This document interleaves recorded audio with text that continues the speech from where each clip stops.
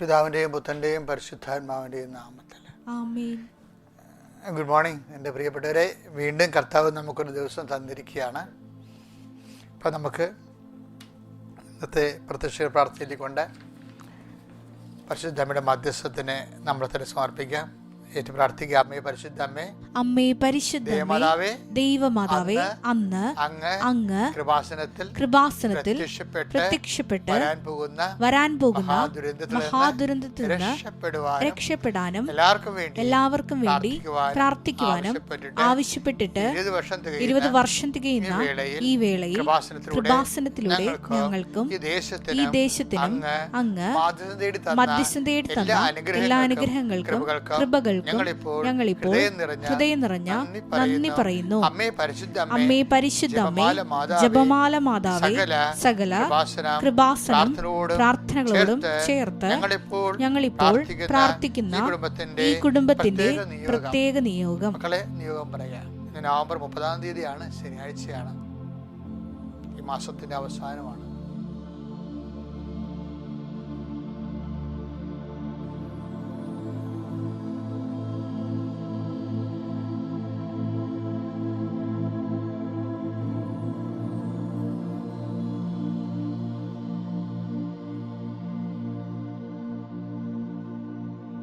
അമ്മയുടെ പ്രത്യക്ഷീകരണത്തിന്റെ ഈ ദ്വാദശക വേളയിൽ ഞങ്ങൾക്ക് സാധിച്ചു തരുവാൻ കനിയണമേ. വിശ്വാസ പ്രമാണം. സർവശക്തനായ പിതാവും ആകാശത്തിന്റെയും ഭൂമിയുടെയും സൃഷ്ടാവുമായ ദൈവത്തിൽ ഞാൻ വിശ്വസിക്കുന്നു. അവിടുത്തെ ഏകപുത്രനും ഞങ്ങളുടെ കർത്താവുമായ ഈശോ മിശിഹായിലും ഞാൻ വിശ്വസിക്കുന്നു.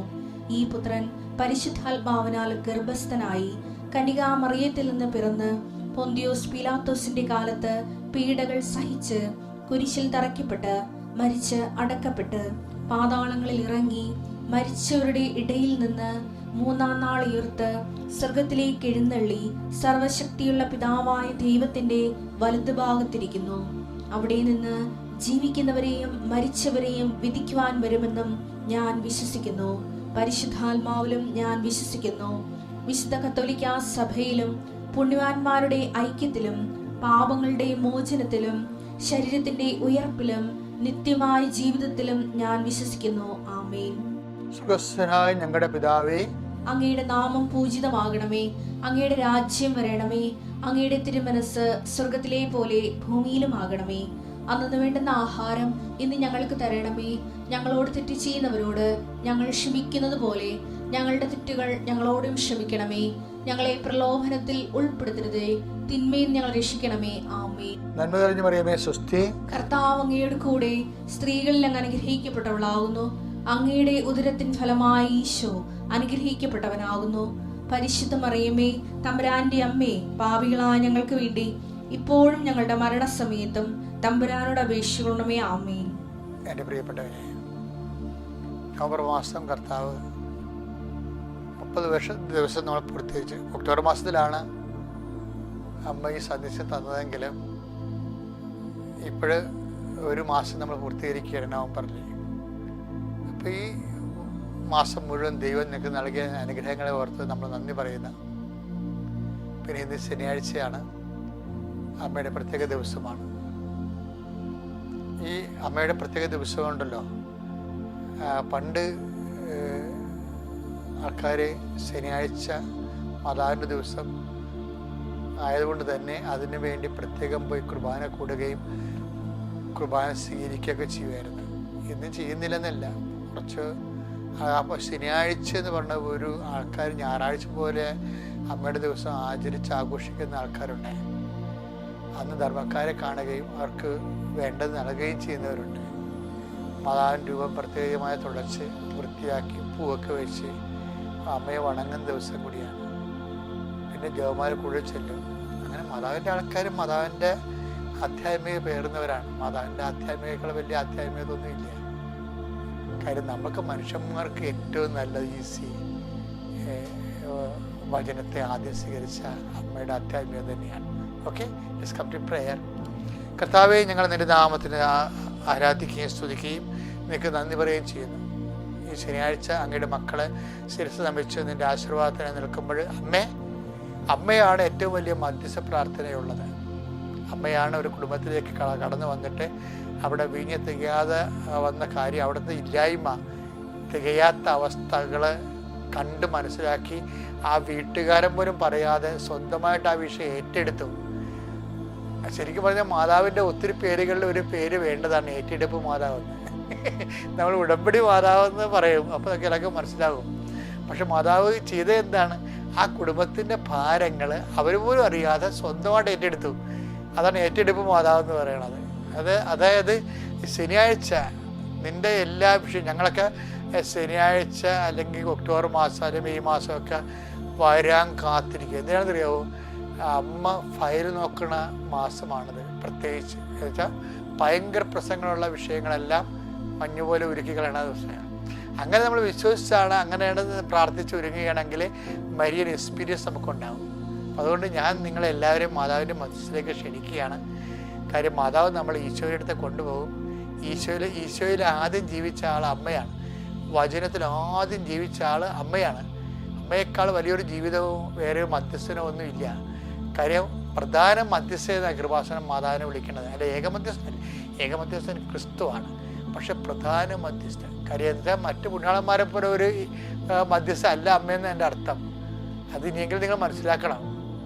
അമ്മ പ്രധാന മധ്യസ്ഥയാണ്. അതാണ് ഉടമ്പടിയുടെ ലക്ഷ്യം. അതാണ് അമ്മയെ ജീവിതത്തിൻ്റെ പ്രധാന മധ്യസ്ഥയാക്കും. യേശുവിന് നമുക്ക് ഇടയ്ക്ക് നിൽക്കുന്നത് അമ്മയാണ്. അമ്മയേക്കാൾ വലിയ മധ്യസ്ഥമില്ല. ഞാൻ ശനിയാഴ്ച കൊണ്ടാണ് ഇങ്ങനെ നിങ്ങളോട് സംസാരിക്കുന്നത്. അപ്പോൾ നിങ്ങൾ ഇന്നത്തെ ദിവസം മുഴുവനും നിങ്ങൾ ഒറ്റയ്ക്ക് പണിപ്പെടേണ്ട കാര്യമില്ല, ഒറ്റയ്ക്ക് ഭയപ്പെടേണ്ട കാര്യമില്ല. അമ്മയാണ് ഞങ്ങളുടെ ഭാരങ്ങൾ കാനായിൽ വെച്ച് ഏറ്റെടുക്കുമെന്ന് പറഞ്ഞതും അമ്മയുടെ മധ്യസ്ഥമാണ് ഈശോ ഈ ഭൂമിയിൽ ആദ്യമായിട്ട് കേട്ട മധ്യസ്ഥം. ഈ ഭൂമിയിൽ ഈശോ ആദ്യമായിട്ട് കേട്ട മധ്യസ്ഥം അമ്മയുടേതാണെങ്കിൽ സ്വർഗം കേട്ട മധ്യസ്ഥം അത് തന്നെയാണ്.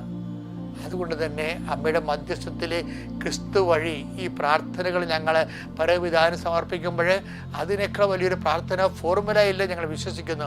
ദൈവമേ, ഈ കുടുംബങ്ങളെല്ലാം നൂറുകണക്കിന് ലക്ഷക്കണക്കിന് മനുഷ്യരാണ് ഇപ്പോഴും ഈ ശുശ്രൂഷയെ പങ്കെടുത്തുകൊണ്ടിരിക്കുന്നത്. അവരെല്ലാവരും അത് പങ്കെടുക്കുകയും ആ പങ്കെടുക്കുന്ന ഓരോ മക്കളും ആശ്രയം വെച്ചിരിക്കുന്ന ഓരോ മക്കളുടെ മേലും ദൈവത്തിൻ്റെ കരുണ, മനസ്സ്, ശരീരം, ആത്മാവ്, ജീവിതം എല്ലാ മണ്ഡലങ്ങളിലും യാത്ര, അതുപോലെ തന്നെ ചർച്ചകൾ, മീറ്റിങ്ങുകൾ, യോഗങ്ങൾ, സമ്മേളനങ്ങൾ, എവിടെയെല്ലാം അങ്ങനെ മക്കൾ പോകുന്നു അവിടെയെല്ലാം അവിടെ കൂടെ ദൈവത്തിൻ്റെ സാന്നിധ്യം ഉണ്ടാകാനും സാമ്പത്തിക ക്രയവിക്രയങ്ങൾ, വിനിമയങ്ങൾ, വ്യാപാരങ്ങൾ, വ്യവസായങ്ങൾ, അതിനുവേണ്ടിയുള്ള നീക്കുപോക്കുകൾ, ചർച്ചകൾ, യാത്രകൾ, സംരംഭങ്ങൾ, കൈയൊപ്പുകൾ, ഒപ്പിടേണ്ട അവസ്ഥകൾ, രജിസ്റ്റർ ചെയ്യേണ്ട അവസ്ഥകൾ, എന്തെല്ലാം വിഷയങ്ങൾ, വേറെവർ യു ഗോ, നീ പോകുന്ന ഇടത്തെല്ലാം ഞാൻ നിന്റെ ഉണ്ടായിരിക്കും എന്നളിച്ച് ദൈവത്തിൻ്റെ ചൈതന്യവും ശക്തിയും ഇന്ന് മുഴുവനും കർത്താവിൻ്റെ ചൈതന്യമായി നിങ്ങളിലെ രാത്രി വിശ്രമിക്കാനെത്തുന്നവരെയുള്ള എല്ലാ ഭൗതിക ദൈവിക സംരംഭങ്ങളെല്ലാം കർത്താവിൻ്റെ വെളിച്ചം നിറയട്ടെ എന്ന് പ്രാർത്ഥിക്കുന്നു. എല്ലാ ഭാരങ്ങളും ക്ലേശങ്ങളും യേശു ക്രിസ്തു നീങ്ങിപ്പോട്ട് കൽപ്പിക്കുന്നു. Lord and piece, spirit of power and grace.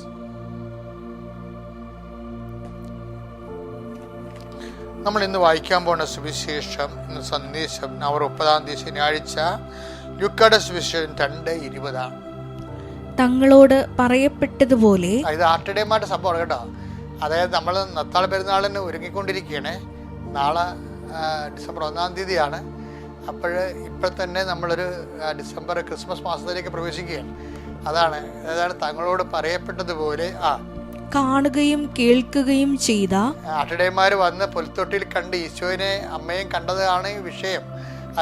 തങ്ങളോട് പറയപ്പെട്ടതുപോലെ കാണുകയും കേൾക്കുകയും ചെയ്ത സകല കാര്യങ്ങളെയും കുറിച്ച് ദൈവത്തെ മഹത്വപ്പെടുത്തിക്കൊണ്ട് സ്തുതിക്കുകയും ചെയ്തുകൊണ്ട് ആ ഇടയന്മാർ തിരിച്ചുപോയി. ആട്ടിടയന്മാർ തിരിച്ചുപോയ കാര്യമാണ്. പക്ഷെ എങ്ങനെയാണ്? തങ്ങളോട് പറയപ്പെട്ടതുപോലെ സകല കാര്യങ്ങൾ തങ്ങൾ കാണുകയും കേൾക്കുകയും ചെയ്ത സകല കാര്യങ്ങളെ ഓർത്തുകൊണ്ട് ദൈവത്തെ സ്തുതിക്കുകയും മഹത്വപ്പെടുത്തുകയും. അപ്പോൾ ഇതിനകത്ത് എന്ത് സംഭവം എന്നറിയാമോ?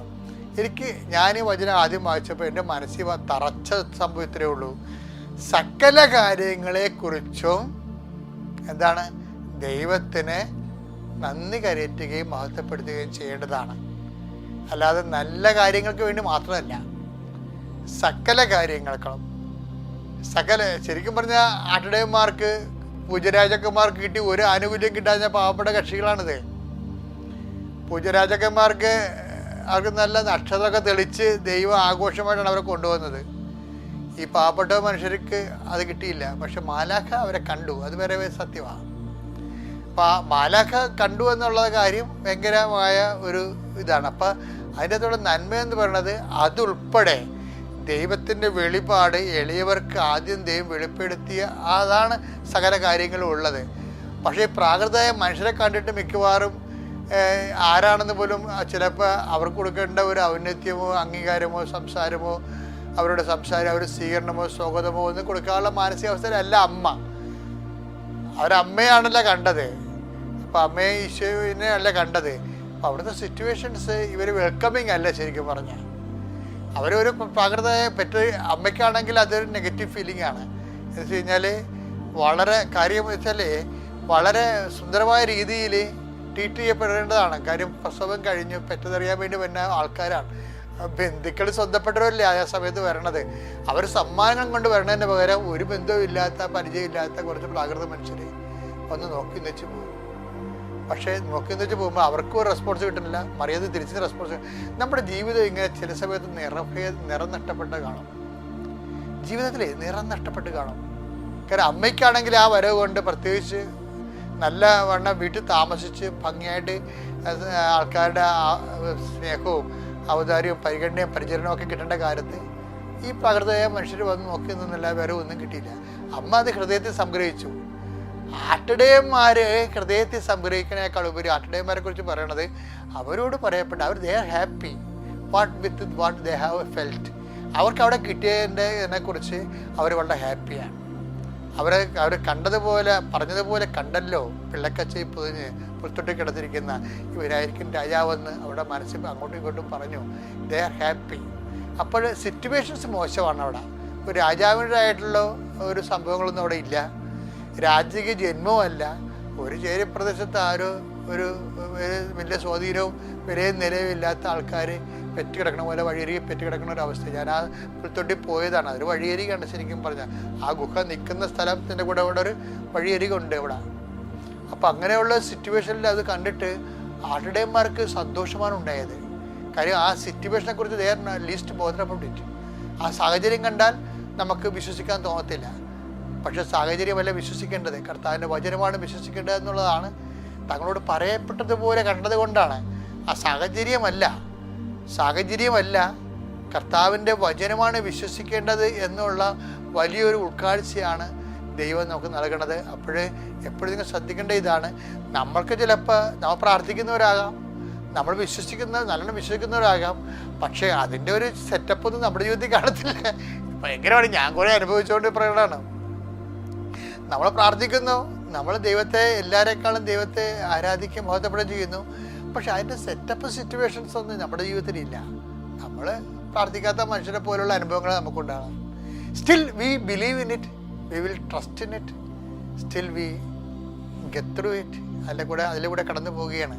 എന്താ, ദൈവത്തിൻ്റെ വചനങ്ങളെ അനാലങ്കൃതമായ അടയാളങ്ങളില്ലാതിരിക്കുന്ന ഒരു കാലത്തും അടയാളങ്ങൾ കണ്ട് വിശ്വസിക്കുന്നവരുടെ അതേ ത്രസിപ്പോടു കൂടി ജീവിക്കുന്നതാണ് യഥാർത്ഥ വിശ്വാസം. ആട്ടിടയന്മാരുടെ വിശ്വാസത്തിലേക്ക് നിങ്ങളെ ഒരു ദിവസം ഈ ക്രിസ്മസ് കാലം നിങ്ങളെ അനുഗ്രഹിച്ച് ഉയർത്തട്ടെ എന്ന് പ്രാർത്ഥിക്കുന്നു. Praise the Lord.